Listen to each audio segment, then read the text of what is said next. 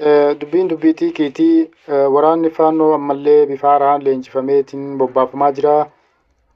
Ammas asirraa daangaa ilaa Eltiriyaatti gartee Eltiriyaa keessatti bifa haaraan bobbaafamee jira. Eltiriyaa keessatti leenjiin tun geggeeffamaa jiru. Biyya Eltiriyaa keessatti geggeeffamaa jira. Yeroo ammaa kana gartee waraanni isaanii kan Oromiyaa keessa gartee socho'ee uummata keenya kan Walloo naannoo adda addaa Oromiyaa keessa socho'ee gartee miidhaa gahaa jiru. Hedduu jalaa miidhamee miidhama isaanii irratti bifa haaraan waraana leenjifatanii ergaa jiranii. Nulleen uummata keenya kabajamoo ofillee leenjisuu ofillee baannu haqli teena leenjifnee tokkummaa keenya leenjifnee qabeenya keenyaan leenjifnee waliif gartee akka waliif dhaabannu akka wal bira dhaabannu. Uummanni kun uummata namarraa gattaa'u miti. Uummata yoo kabajaa qabu miti. Uummata kana akkuma dhoofteen kabajaa sii kennaa. Uummata kana yeroo ammaa kana gartee eegii waraanni Wallootti geggeeffamee Walloo gartee ofirraa dhaanee akkasuma reebichi gartee gama waraana bilisummaa Oromootiinis gama waraana mootummaatiinis hundinuu reebicha kana gartee hawwaatee akka seenee gartee isaan kana hedduu rukutamanii akkasuma gargar faca'anii miidhaan hamaan irra akka ga'ee jiru dhaga'amu jira. Isaan kana irraa gartee hamileen takka akka cabdee jirtu akka hamilee dhabanii jiranii akka miidhaan irra ga'ee jirus beekamee jira. Isaan kana gartee amma iyyannaan isaanii gama jiraniin hundaan walitti iyyatanii wal bira dhaabbachuu jiranii hamma uummanni isaanii guutuun gartee hiriira bahanii gartee waan qabaniin bira dhaabbachaa akka jirantu himamaa jira.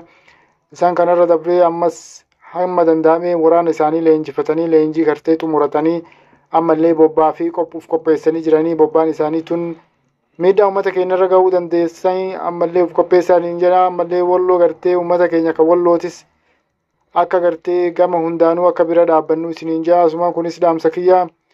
Waraanni sun gama Wallootti yoo gartee waraanni bilisummaa Oromoo illee nama achi taa'u miti waan achi taa'u miti akka bineensaa gartee akkuma walii gad deemaa keessumas bahee dabra.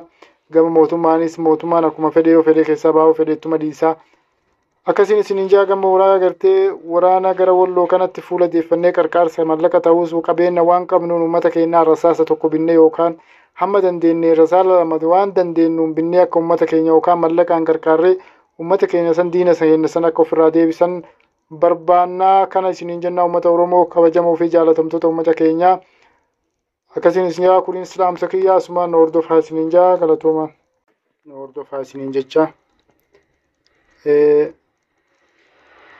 Yeroo ammaa kana humni fiinxaaleeyyii Amaaraa humni faannoo fiinjee ubiyaamu yeroo ammaa kana eegaa Walloo irratti waraana bananii Walloo akkasitti ofillee miidhamanii namallee miidhanii as waraanni bilisummaa Oromoo akkasuma waraanni mootummaatis gama sanii birmatee hedduu qarqaarsa godhanii isaanillee hanga kadhumee kabahees gargar faca'ee akka jiru himama. So isaan san keessa amma yeroo ammaa kana bifa haaraan Eltiriyaa keessatti waraana leenjifataatiin jiranii. Waraana bifa haaraan leenjisaa jirti. Akka of qopheessitan isiniin jaa Oromoo isaan kun kanamarraa gatta'anii miti. Akka ofirraa gatteessanitti waliigalteen Oromoo dhiyeenya kana waa'ee Walloo irratti waliigalame irratti yeroo kajara hamilee dhoowwe ta'e. Akkasiin isiniin jaa kabajamtootaa fi jaalatamtoota keenya kunoo dhiyeenya kana guyyaa 2-3 kana keessatti Eltiriyaa keessa waraana bifa haaraan leenjisaa turte. Viidiyoo kana kama waliin ilaallu ta'a. Asumaan na hordofaa isiniin jaa. Isaan kun yeroo ammaa kana gartee humna adda ta'e leenjifatanii gartee bifa haaraan bobbaasuu feetii. Oromoonis akka of qopheessitanii akka tokkummaa keessaniin sochootanii akka daangaa ilaa daangaatti warra kana bira dhaabbatte godhate gartee tokkummaadhaan wal bira dhaabbattanii gartee uummata kana akka walirraa faccistan isiniin jaa. Gama biraatiin gartee warra keenya gartee uummata keenya kan Walloof kaje'u kan gartee mallaqee akkasitti walitti guuramee qarqaarsaaf akkasitti gartee Adaamaa keessatti uummata keenya bira dhaabbattanii kan waan qabdaniin uummata keenya bira dhaabbattanii akkasuma qarqaarsi ilaa ammaa gadir hin cinne akkanumatti itti fufuu akka jiru jiraachuu jira. Isaan keessaa gartee mistakiin xixiqqoon leen haa jiraattu garuu waan tokko irra waliif darbanii irra gartee waan tokko guddisanii ilaalanii akkuma jirutti ta'ee mistakiin jirus akkuma jirutti ta'ee garuu qarqaarsi gartee uummati akka gartee yeroo ammaa kana raayyaa abbaa mancaa gartee dhaabbotiin gaggaariin gartee amanamoo ta'anii irratti gartee guruppiidhaan ijaaramanii jiranii yeroo ammaa kana akkasuma qarqaarsi isaanii akkuma itti fufetti jira ammallee ittuma fufuu isiniin jenna.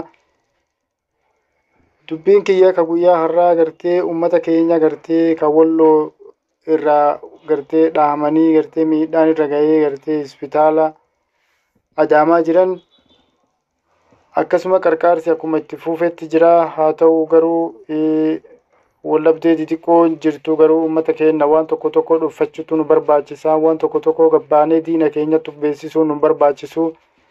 Ammas ariifannee gartee waan tokko irra wal geessuun nu barbaachisu. Nu ofii Oromoodha nutu walii fi hamaa keenyas gorfannee ka badii qabus gorfannee ka wallaales gorfannee ka beekes irraa barannee akka gartee bakka takka wajji geennu malee amma for example yoo ati saba biraa fudhattee fakkeenyaaf sabi biraa hagana walitti hin haasisuu, waliin hin kijibuu, waliin hiisisuu, waliin roorrisuu, waliin saamuu bakka ati bifa adda ta'een mul'ata. Sabni biraa wal amanaa, wallis amanaa, ammas amanamaadha. Amaanaa waan jiran waan namni itti kennamee galmaan hin gahaa.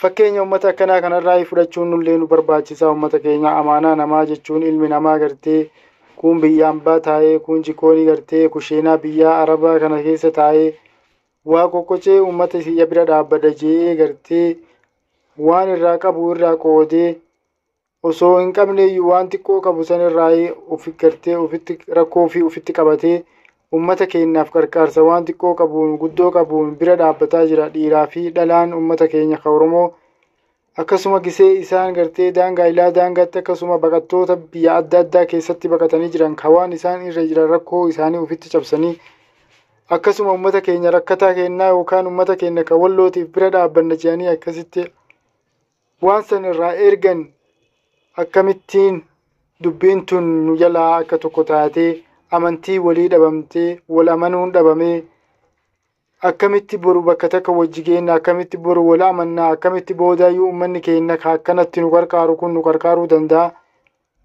Waan akkamirratti nu gargaaruu danda'a yoo nu fi amanamoo taanee waan san galmaan hin geenye waan san amaanaa san bakkaan hin geenye nuyi akkam taanaa bakki tun akkam nu gootii isa jiru irratti kan waliin ilaallu ta'a. Ummata keenya kabajamoo fi jaalatamoo ummata keenya asumaanii kuni dhaamsa kiyyaa hurri isinitti tolee laayik sheer sabskiraayib gochaa nu jajjabeessaa isiniin jennaa. Asumaan nu hordofaa. Waa'ee ummata Amaaraa ka Oromiyaa keessa jiru irratti yaada gisee akkana laalu. Ummanni Amaaraa ka Oromiyaa keessa jiru faayidaan inni Oromoof bahaa jiruu fi waan Oromoon faayidaa isaa bahaa jirtu yoo ati ilaalte gargar baastee ilaalte dhugaa dubbachuu fi fannoowwan ijaaramteen ummata kana ummata naannoo sanii osoo hin taane ummata Oromiyaa keessa jiru ka Amaaraatiin ijaaramte akkasuma Walloo irratti wanni gartee shira xaxaa jiruu fi akkasuma fixaa jiru poolisii naannoo Amaaraa waliin taatee ummata Walloo fixaa jirti. Dhugaa dubbachuu fi Amaarri Oromiyaa keessa jiru Oromoo yoo dibbooftee hin rifanne yoo ufiif hin dubbanne yoo ufiif hin kaane yoo ufiif hollattee hin kaatee ufiif sagalee hin taane eenyu isiniif ta'a yaa ummata kiyya kabajamaa. Isin maaliif yaa ummata yaa qeerroo isiniin jedhan qeerroon tun waan nyaattee dhudduu fi waan jiraattee lubbuu isiitiin jiraachiftu qofaa isa lubbuu teenya tana waan jiraachifnu hin dhabne. Ummati Oromoo kun bal'aadha. Kuduraa fi muduraan isaatu nu gahee nufirraa addunyaa guutuu gaha. Isaan malee jiraachuu dandeenya. Ummata Amaaraa waliin jiraachuu hin dandeenyu. Ummata kiyya kabajamoo dhugaa isinii himaa har'aa fi borullee ummata kana wajji deemuu dadhabneetiin jirra. Ummata kana akka wajji deemuu hin dandeenye nu agarsiisu jiranii. Ummanni kun tuffii teenya qabaa. Tuffii teenya tana irraa immoo dhugatti deebisuu qabna. Ummata qeerroo Oromoo. Qeerroo Oromoo silaa hooggantoota akka Jawaar Mohammadiif yookaan artistoota aktivistoota gurguddoo qabaatanii nama isin hoogganuu qabaatanii isin akkasii malee socho'uu hin dandeettan rifachuu hin dandeettani. Waan deemaa jiru kana silaa argu jiraatani. Namni isinitti himu quban qabdani biiziidha sagalee akkamitti uummataa ta'uu dandeettan. Itti jabaatee akka waliin dhaabataa jiru gabaafameeti jira. Dubbiin kun osoo akkanumaan jiru gama mootummaaniitis komiin uummata irraa dhiyaatee akka uummata mootummaa kanas qaanfachiisee jiru dubbiin kun dhagaameeti jira. Gama mootummaatiin yeroo ammaa kana waraanni uf danda'e waraanni beekamaan humna uf danda'een uf qopheessee akka gama sanitti bobba'ee jiru dhagaameeti jira. akkasuma waraanni bilisummaa Oromoo qondaalli gurguddaanis yeroo ammaa kana Walloo akka seenee jiru dhagahameeti jira. Humni waraana bilisummaa Oromoo gartee ummati keenya akkamitti dhumata ka jedhu daangaa gartee humna addaa gartee ka qopheeffatee kan qabu waraanni bilisummaa Oromoo ka homaa dura dhaabbachuu hin dandeenye ka lolaa fi alaamaa fi qawwee isaa takkattiin bakka fuudhu sani akkasuma yeroo ammaa kana naannoo Amaaraa godina addaa Walloo seeneetiin diina isaa akka mataa rukutaa jirutti dhagahameeti jira.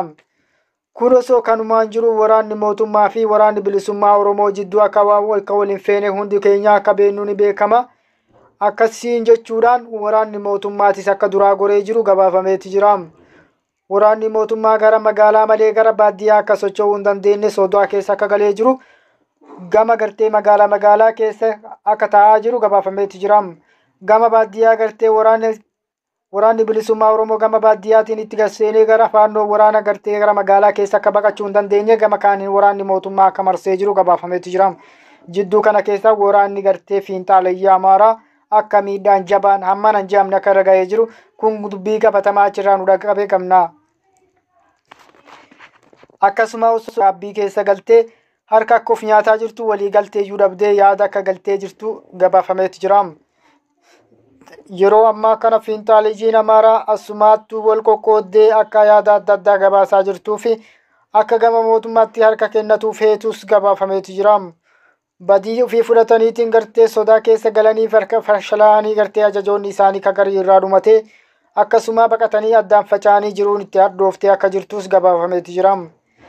Isaan kun gartee yeroo dheeraa akka taa'uu hin dandeenye Oromoon bakka jiruu fi kaabaa kibbaan osoo ol ka'ee tokko ta'e warri kun ji'a takka dhiisii guyyaa takkaafillee akka baadiyyaa isaanii keessa taa'uu hin dandeenye.